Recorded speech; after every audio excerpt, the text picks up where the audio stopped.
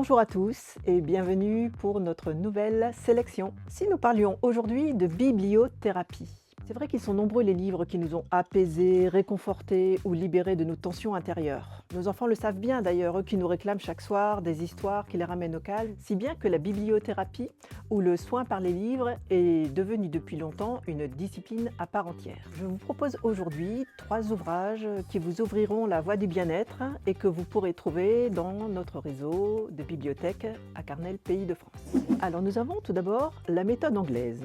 La méthode anglaise consiste à prescrire des livres selon les symptômes, comme on prescrirait un médicament. Vous trouverez dans ce livre le roman qui vous soignera et remplacera avantageusement votre armoire à pharmacie. Entre autres symptômes qui sont nombreux dans cet ouvrage conséquent, vous trouverez la calvitie, l'ennui, la crise de la quarantaine ou encore la peur du lundi matin. Remèdes littéraires, se soigner par les livres de Ella Berthoud et Suzanne Elderkin aux éditions Lattès.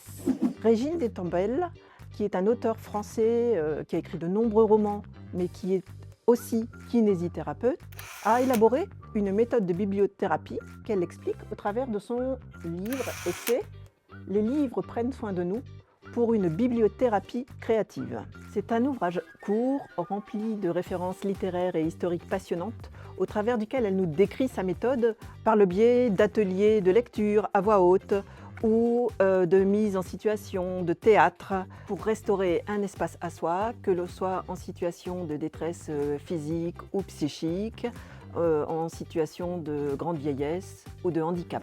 Beaucoup plus léger et fictif cette fois, un roman feel good dont le thème a la particularité d'être celui de la vie d'un bibliothérapeute. Ce bibliothérapeute exerce et nous fait partager le parcours et les situations de ses patients. Il nous propose des portraits pleins d'esprit et son propre parcours semé d'embûches. Il s'agit de Aux petits mots, les grands remèdes de Michael Uras, publié au livre de poche. N'oubliez pas également la revue Psychologie que vous pouvez consulter ou emprunter dans nos bibliothèques et qui nous propose chaque semaine la chronique intitulée La bibliothérapie d'Augustin Trapenard. Ces livres sont à votre disposition dans notre réseau de bibliothèques. Nous pourrons vous en prescrire d'autres, bien évidemment. À très bientôt chez nous. Au revoir.